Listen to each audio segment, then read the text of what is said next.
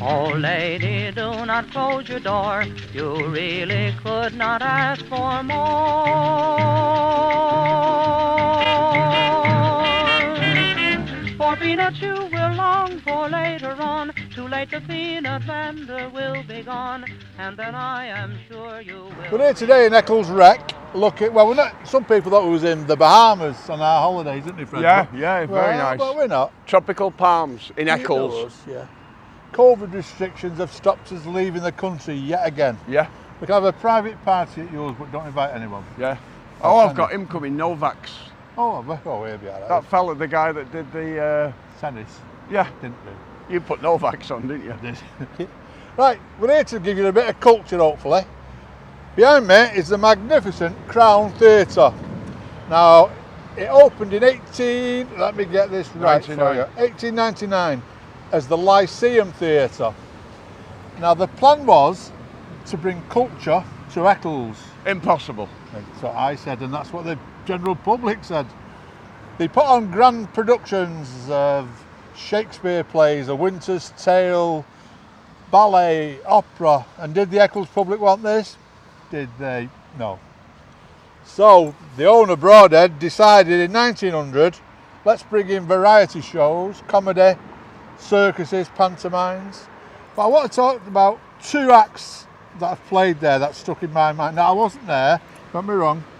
1900, there was the Klondike Nugget Review Show, a cowboy show, put on by a chap called S.F. Cody, Samuel Franklin Cody. Oh. Not to be confused with Buffalo Bill. Many do that, many do. Yeah, yeah, I nearly did. Now, this guy was an American entrepreneur. He toured Europe with his circus, and it had Native American Indians, Fred. Native Americans. What, Puckagen ones? Puckagen ones. Right. He had gunfights on stage, cowboys. Oh, the lot was going on. Shooting competitions. And he actually had a shooting competition, and you could win a gold medal if you could beat him at shooting. Blimey. I don't know that went Was on. one of these Indians cochise and onion? Oh, bum bum. I know. But more importantly, I think, for Cody, more famous for, he was an inventor and, as I say, a pioneer in many things. He invented the man-hanging kite. You don't hang a man off it, you hang it on it, and he was flying over for observations for the army. Yeah, hang glider. And he sold the patent to the War Office, and it was used in the First World War. Yeah. But more importantly for me, Cody, he was the first man to fly a hand-built plane over the sustained flight period in Britain, and that was in, let me guess it, 1908. Hey, well, that was not long after the Wright brothers. He also won £5 grand in 1912 in a round Britain air race. So he was a bit of a pioneer, this lad. Oh, he knew his onions. Yeah, Now, sadly, there's always a sadly, isn't there, Fred? always. Always. Without the Freddie and Flynn show. There wouldn't be. Without a show, sadly. would be. Sadly, we're here. Yeah. 1912, he was trying out one of his new aeroplanes at Laffans Field in Aldershot. And I think you know what's coming. Was this a football field? Laffans. I remember this, seriously, I remember it. He had a crash landing there, didn't he? Yeah, it killed him. I remember it. Killed him. I And wasn't here, I remember this. well, it killed Cody and it killed his passenger, famous cricketer. I think his name was John Field. Right. But at Farnborough Air Museum, there's a statue to Cody. But one of the finest honours that can bestow a man, they named a pub after him. Go on. They did in Farnborough. But sadly, it's gone into decline. I read a report on the pub and it was described as Britain's roughest pub. A stabbing every week. Yeah, Look at Salford, haven't they? Yeah. So yeah, Cody actually shrugged the boards there. Many more. But the one who really tickled my thing that makes me laugh, Yeah. Dr. Walford Bodie, MD. Oh ho! Talk about modest, he called himself the most remarkable man on earth. He also claimed to be the world's greatest hypnotist, electrician and scientist. Wow. That's not bad, is it? He could, Yeah, but is it self-proclaimed or is it generally accepted that he was all that? well, he could do a bit. Yeah. His act used to consist of, he told people he could cure you of, if you couldn't walk, if you're an invalid, you're a cripple, he'd have you walking like that. Really? And what he used to do, he had on stage an electric chair powered by accumulator batteries. He'd sit you in it and boom, you get electric shock, you jump out of it, you would walk. Yeah. And he claimed to cure thousands and thousands of people. Made a good living. He was friends with Harry Houdini. Houdini actually gave him an electric chair that was used at Sing Sing. Eric Weissman. Eric Weissman, don't get punched in the stomach when you're not watching. You get an ulcer and end up in a tank. His act was called the Royal Magnet Cure. You know, basically, he just electrocute you.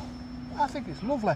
But he used to come on stage with an orchestra with lightning flashes, and as I say, the foyer was festooned with crutches and wheelchairs as evidence of his powers. But he became friends with people in high places. But he had a demise in Glasgow. He called himself an MD, medical doctor. Now the students from Glasgow University, the medical students, stormed the stage, Yeah. slashed the curtains, tried to kill him, and said, "You're a charlatan saying you can raise the dead and heal cripples." And in court, Bodie described the MD as standing for Merry Devil, not an MD. Anyway, Mr. Bodie, he eventually took the quiet life and retired. He went to live in a place called Macduff, not Mike Duff. Not Macduff, far from Macduff. it. Imagine living near him. They call it Guinness Village, wouldn't they? But he was a benefactor to the town of Macduff. Yeah. He actually built the manor house there and lived there in some style. Good man. I'd advise anyone who's interested in quirky things, Google him, Walford Bodie, great guy. But to quickly roll up here, because we're freezing, some of the people who've performed at this theatre, it's incredible. You've got Will Hay, we've had More Jimmy Marriott. Jewell, yeah, More Marriott. Max Miller, Frank and Randall. Frank Randall, my My hero. gummies are hottin'. He appeared here as the Bouncing Randalls with his friend as trampoline artist. Yeah. Now, it's been a cinema. It became a bingo hall in 1963, which they all became, and it's been empty for 20 odd years. And the plans are to build 82 apartments. It seems to have come to a halt. I don't know if it's COVID or not. I'm not sure. Fred, but you know something about this. I don't know. I do, but Lionel Jeffrey's son was trying to save this, wasn't he? He was indeed. In a campaign. But what I can tell you about this viewer, this was one of the first sites in 1968 that David Tarr and Frank Mitchell looked at to form the Barbarella Club.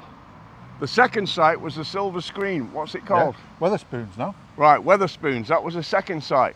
But the third site, we're going to show them where it is. Follow on, dear reader. Barbarella. Lead on, Macduff. We've staggered on to the last leg of our walk around Church Street and the beginning of Liverpool Road, Eccles. And we're outside what was the Carlisle Club, a popular nightclub owned by, I believe, Kestrel. Kestrel, yeah. Kes. Lager. Kestrel Lager. Loach. Owned by the Carlisle, Alan Carlisle. Yeah. Carlisle nightclub. But we're joined today by my host, my friend, Chunky Baby, Yes. who was a DJ at the Barbarella behind me, which opened in 1968, late 68, 69. This was the epitome of discotheques. There wasn't a discotheque for miles around, even in Manchester Central, that could match the Barbarella. It was years ahead of its time. I used to be in a capsule like the lunar module, and I'd be playing the records from there. And at the time, I had an agent called Al Devine, and I knew I'd made it when there was a board there on that blank wall that says, "Tonight, live, Chunky Baby." And I used to think it was stupid, because if I was dead, they couldn't put me on, could they? Anyway, at the time, Al Devine was my agent. We were using Mitrex equipment, cleverly put together by Roland Lumby, who's still going to this day making amplifiers and doing a good job. Yeah. And it had flashing lights, sound to light units, fitted carpets. It was years ahead of its time, and you got a mixed clientele. You got the kids under 15, and you got the people over 18, so they could go to the bar and have a proper drink, whereas the kids could have a Coca-Cola and things like that. And it worked. Right. The kids never sort of like embroached, because they knew they'd get barred and not let in again.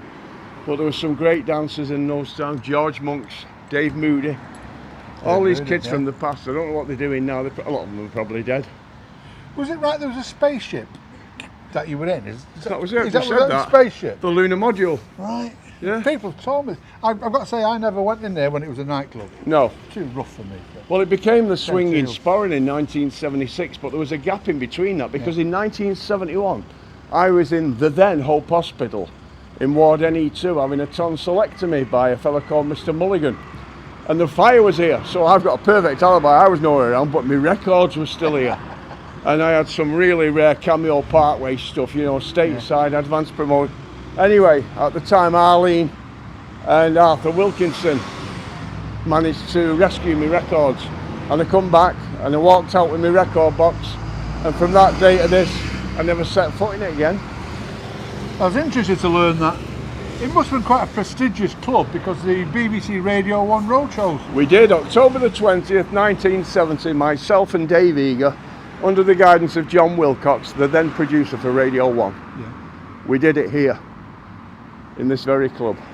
And the fact that the BBC chose this on the suburbs rather than the Millionaire Club or places like that in Manchester, because this was a real discotheque. And you told me that the acts, Duster Bennett. Duster Bennett, I interviewed Duster Bennett, and P.P. Arnold, she was on. P.P. Arnold. Yeah, I've First done them all. The deepest.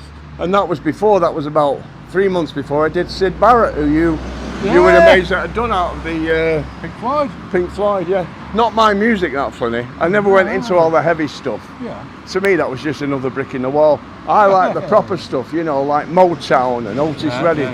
And the records that were going out at the time here were in the summertime, Mungo Jerry, Norman Greenbaum, Spirit in the Sky, and the one that all the girls used to sing along to, Chunky's got a chopper, boy, it's such a whopper. And it was Love Grows Where My Rosemary Goes by Edison Lighthouse, but all the kids started singing it.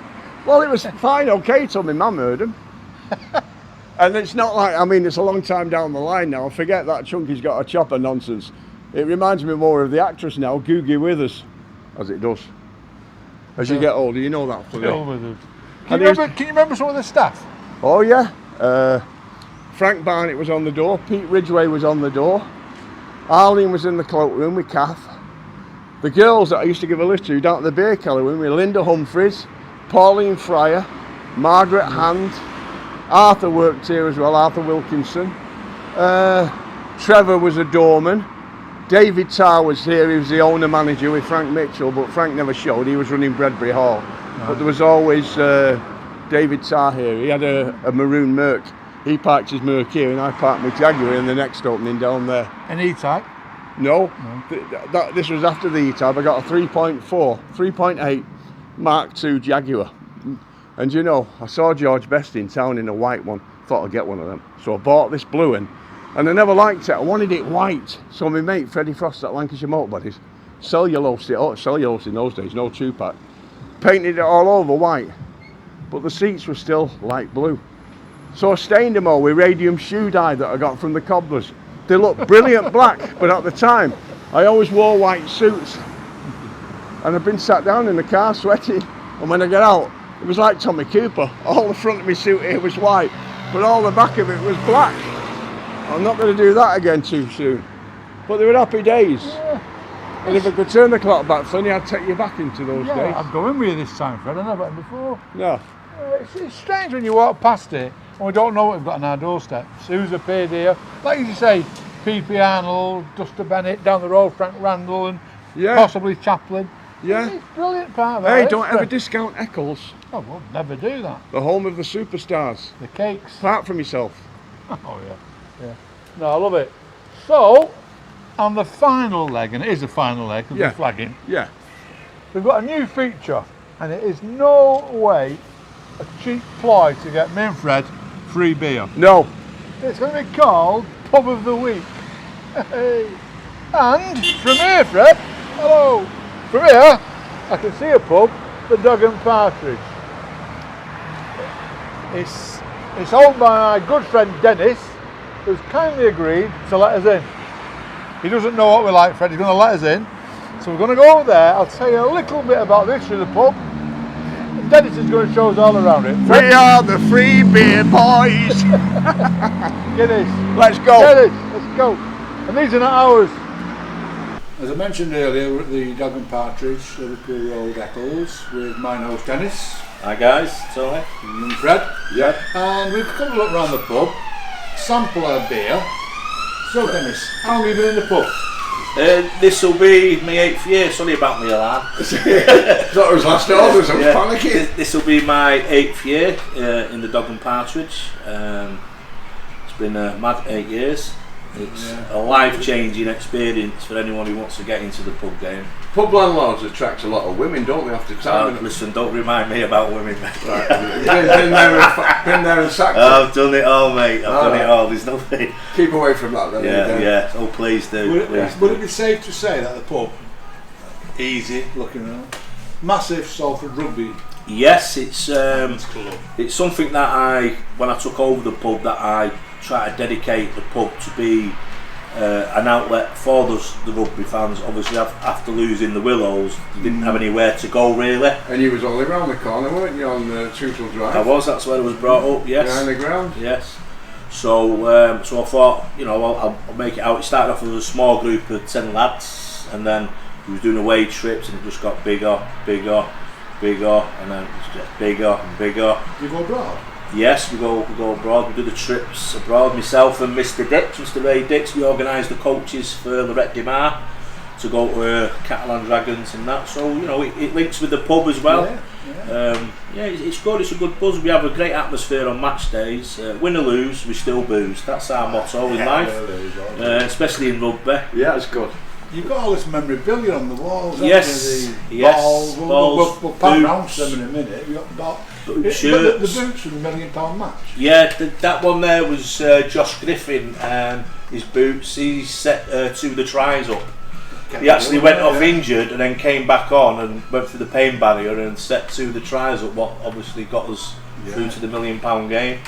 To your left up there, we got the £1 million cheque. What Marwan Kukash got made, and that's landed here, signed by the man himself, Gaz O'Brien, who done the drop ball to get us over the line. So it's. What do you think the future of the Salford Reds at the AJ is? It's looking bleak, isn't it? They're going to lose Super League ship, aren't they? No, I don't think they'll lose the Super League status. Obviously, the people at Bay have worked really, really hard. The likes of Paul King, Ian Blease, they are working hard with Salford football to make sure if it's going to move, it's going to be right for the club. It's got to be right for Salford rugby, not Salford football. So they are working hard. Do you ever come across a girl called Shirley Bradshaw? Oh, I certainly know Shirley. Yes, I know Shirley and Alan. I taught her to swear. Did you? Yeah, she's away at the minute, Shirley. Yes. She's abroad in Spain, isn't she? She's away at the minute. Cause she used to have the King's boozer, didn't she? Yeah, it was the parents who had that. Yeah. That's right. Very popular. Real ale pub. Yeah, it is. Yeah, she keeps telling me about it every time I see her. Oh, she will do. Surely. But Shirley and Alan, they do wonders for the club. They raise a lot of money for the pathway of the young lads coming through with the foundation, etc. And it's something they're dedicated. Without people like that, the club won't be running as well as it should be. And John Blackburn, yes. John's a legend at the club. Yeah, is all the stuff donated? Yes, well, no, the boots are donated off the players. I bought a couple of balls myself, and fans have given me fans do come in and give me balls and etc. I've got about another 60 upstairs. I've got tons of stuff. I've got about 120 tops and a proper collector's item I do. But yes, I've got other stuff to come down and put up, but it's just having the time and where to put it. Because what I don't like to do is make it like a man's cave, if you know what I mean. So we've got to be a little bit, because we've got a ladies' dart team. They come in on a Tuesday night. They're at home tonight. They'll be in tonight. Are they any good? Yes, there's their trophies from the previous year, so they are pretty good. They win every year. So do they have a name? Dog and Partridge. Is it Dog and Partridge? Yeah. Ladies' darts. Yeah, and they got trophies up there, so they do quite well. Can men join this ladies' darts? No, it's ladies only. Sexist, isn't it? It could be, but supposing we like to join the ladies' darts team. But you can have men's and you can have a mixed one anyway. Oh, I don't want to mix one. None of that nonsense. No. I can go that far back, Dennis. I can remember when this pub was rooms. Yes, there was this little serving act from certain. That's right. Yeah. 1971. Oh, that was before the 6 tackle rule. Yeah. I don't know much about it. What I have been told off an ex-landlord, Graham Lenigan, who was a wrestler and doorman. He was saying that this was like, used to be the piano room. Then they had another room, like a smug room, etc. And the pool room at the back still. That's right, it's gone full circle, because in the old days you had the snug, you had a smoke room, you had that music room that you then called they had the piano. lounge, which is the original mirror there, window, still there, and overalls only allowed in the vault. Yep, and all that stuff. So Graham was saying that a lot of wrestlers used to come back here, and after they'd done the wrestling, they all come in the room and have a sing a song and a drink and everything. And he said it never kicked off. I wonder why. With all them wrestlers. So, yes. There must have been, over the years, there must have been a lot of famous people who've come in here.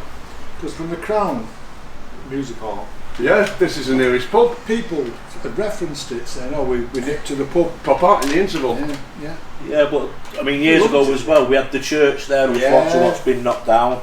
I'm actually now, I call myself the last pub standing between the Bridgewater pub and the Albert Edward. There's no other pub now, it's just me. I'm like in the middle. That's right. 9 pubs have gone, haven't they? Yes. Geographically is right, isn't it? Yeah, so I'm in the middle, which we do alright. It's a nice little boozer. We get along, you know, we get different people. We've had Australians knocking on to see some of the rugby stuff. G'day, cobbler. Yeah, they come from afar. What do you think, as a landlord yourself, the future of pubs, because they're all closing down and opening up as restaurants and that? And This is a proper boozer, though. Yeah, this is, but a lot of the pubs are victims of their own circumstances because the beer was too dear. The guys at the brewery wanted the big profit sheet filling in and put 10 pence on a pint. Your average working class man won't stand that. I mean, I've always kept my beer at a reasonable price. These cheaper beers, but you don't know what you're drinking sometimes. But it's like Oates's, Joey Oates's, they put their beer prices up now with the matching prices. So years ago you could get a cheap Joey Oates's pint. I just think, me personally, I think the old school drinkers have died off. The older generation have died off. They're all in the wine bars and cocktails. And now the younger generation, they just live for the weekends. I think that, you know, that's their plans in life. They live for the weekends and that. But I'm fortunate to have my own local hardcore. Have my tea time. A lot of the lads who work, they come in at tea time, have the couple of beers, off they go. Then I'll have a weekend lot, and then I'll have the rugby lot when it starts again next week. So good cross section. Yeah, it goes. It keeps. I'm trying to see that to me, it's a traditional pub. A proper pub, as I call them. And it's great to see it going. And it's a good pint of Guinness too. It's a cracking pint. So if you pass him, call in, see Dennis, have a look at the memorabilia on the walls. Just keep your local pubs going, that's what I'm trying to get at. If you don't use them, you're not losing, as that old adage says. Well, yes. So come in. Carl, should we have a look around the pub and have a look at the memorabilia and sticks? Oh, and we have a Norwegian supporters club running from the Dog and Partridge in Norway. Yeah. Friends. So it's they come over. The gym over in because of the pandemic and that, we've not been able to get over as much. But I've got about 17 coming over in March. Are they good drinkers? Oh, are they? Them good sippers. The girls love them. They love them when Have they you come ever over. been to Norway? Yes, I've been. Yes. Have you had a pie and a piece of pie or a cake and a cup of coffee? It's like £5. It's more than that, mate. It's about £12 a pint, mate. When I went, it's ridiculous. It's just there. What's the cost of living? What must the wages be like if they can afford? They've got a better standard of living, haven't they? Yeah, but when they don't have a big drinks culture. No, they're not. They're not. All the Norwegians. But they come over here. They come here because what they usually do, they go and watch United, then they watch Salford, and they try and put it in for the weekend. And they just like they come over here like millionaires. But one of them's called Olaf. Olaf, and nearly got my face on. The guy who has the bird in the one on Cobden Street, mate. What's it called? Is it the Beehive? The Beehive. Yeah, I believe that's a Norwegian connection. Yeah, I believe he's a United fan who used to commute to Old Trafford, and he stayed there one night and decided he'd buy it. Really? Did you ever know Jens? I know Jens Boller. Yeah. Now Jens is Norwegian, isn't he? He used to have that. What, Last Drop was it? What was it called on Monson? Oh yes. Yes. Yeah. Very bright lad. Then he had Jerome Van Hire or something. Then he had the Viking Security. Yeah. There you go. Right lad, isn't he, Jens? No, it's not you. Your opening hours, the times. Opening hours in the week in winter are 2 p.m. till 12 o'clock. Weekends 12 p.m. till 1 or 2, depending what mood I'm in. So yeah, we have, we're pretty lucky that we have got a late licence, and we work well with the authorities, especially over the pandemic. Do you know what I mean? It's been a bit of a nightmare for everyone. But yeah, it's a good pub. Everyone's welcome. Children on match days are welcome, as long as they're not running around causing a riot. But they are welcome, and we do get a lot of children coming in with the parents. You've got a drinking area. Yeah, we've got an outside area there, what's covered up as well, benches and that. There's a bit of graffiti on the wall, what we got done for Salford, and a Norwegian flag up there as well, what's been sprayed on. But yeah, it's good. It's good. It's keeping the handshake together. But yes, people should come out more in pubs, not just my pubs. Every pub needs everyone's support at this moment. Yeah, what's your surname, Dennis? Riley. Dennis Riley. Dennis. See you guys. Thank Dennis. Thank you, Dennis. You're welcome. Cheers.